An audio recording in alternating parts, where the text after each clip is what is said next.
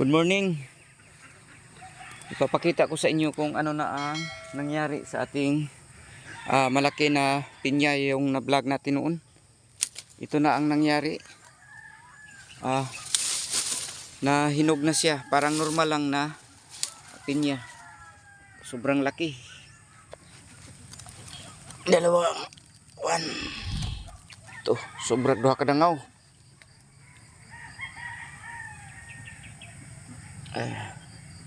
Parang normal lang siya na katulad lang ng normal na pinya.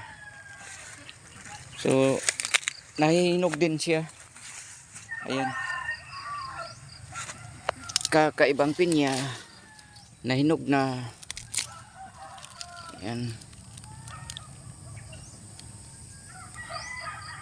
Kalimitan ay magkasing tulad nito ang bunga ng pinya. Ayan. Pero ito kakaiba siya, parang tapay ng manok. At sa ngayon ay hinog na siya. Yun lang po. Maraming salamat po. God bless sa lahat. Happy farming.